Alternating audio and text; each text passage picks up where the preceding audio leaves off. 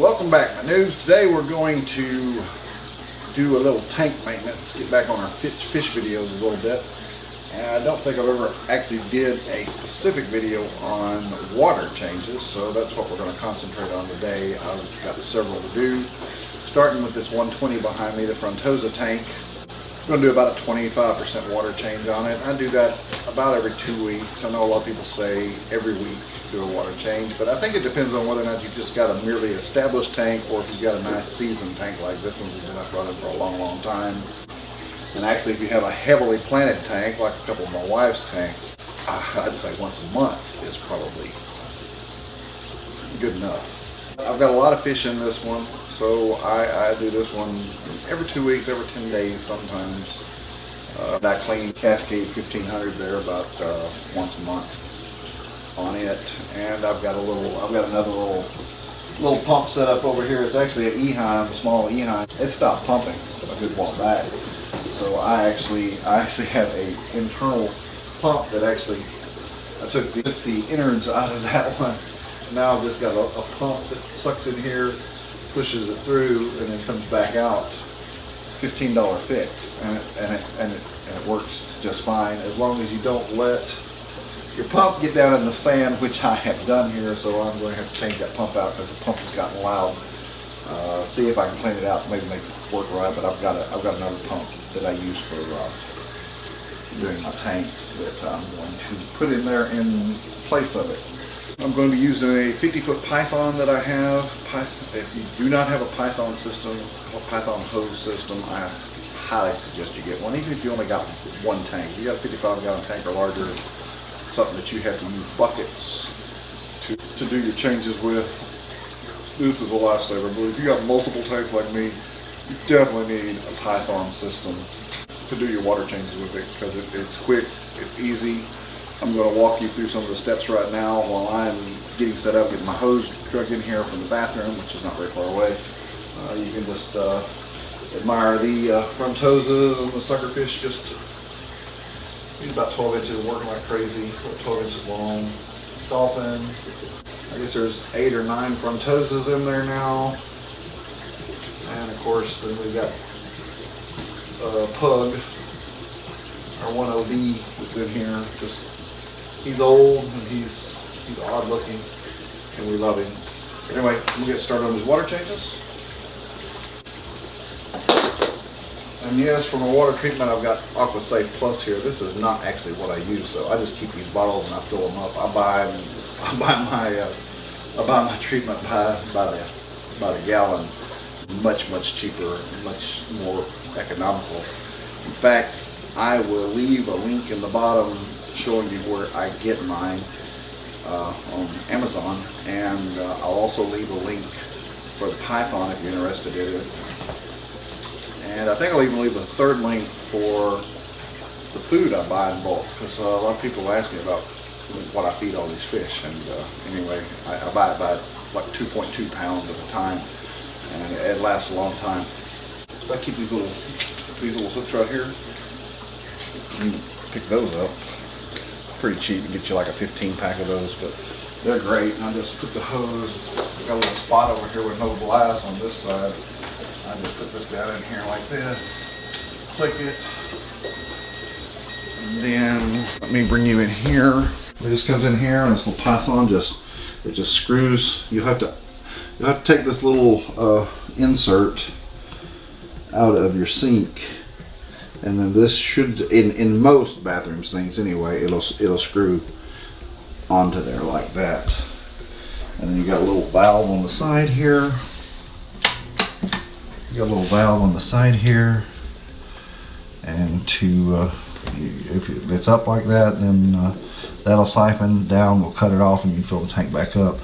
But all you do is put that up, turn your water on, turn on full blast for a second, and then you'll see the water start going through. And as soon as you don't see any more bubbles coming through, a few more coming up right now.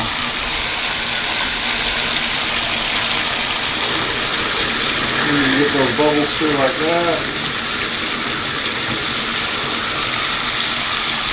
That should create a good siphon. You can cut your water off. And then she just starts siphoning on her own. It's not real fast, but it sure beats using buckets. On some of the tanks I have out in the garage, I actually use a pump and pump the water through out because I can't reach the python that far, and that sink that I have there doesn't match up to a python. I've got it set back up. I'm gonna let it start siphoning out. I'll probably put it on like 8 times speed through this process, so it'll go down, and then we'll fill her back up, put some treatment in it, fill it back up. My glass does need to be cleaned a little bit. I'm sorry about that. Anyway, we'll check back in a minute.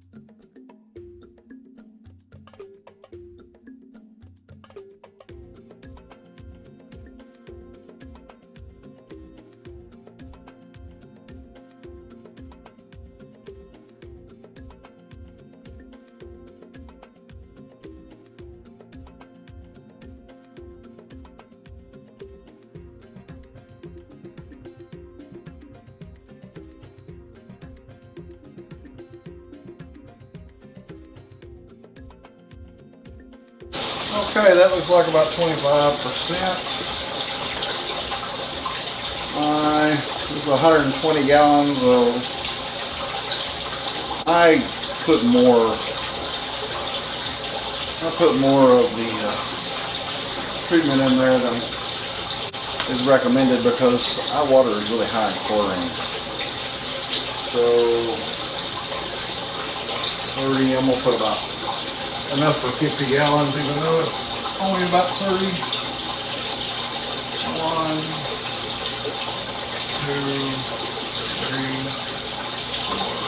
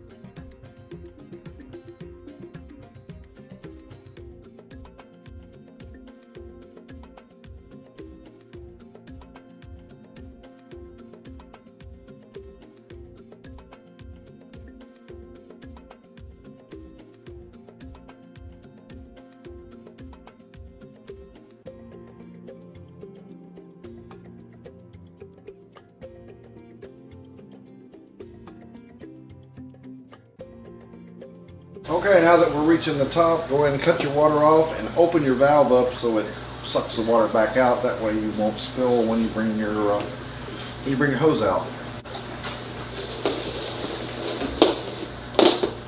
And there you go. That's how we do a water change. I'm fixing to do the 120 next door, which is my South American tank. If you want to take a look at it, got my Oscars and parrotfish and the Severums. Got some greens, yellow Severums, big Jack Dempsey's. There's upside down catfish in there, and of course my pride and joy, which is my macaw there. He's 8.5 inches now. He's a pretty good size macaw. I really like him. Anyway, I'm going to do the same thing on this tank.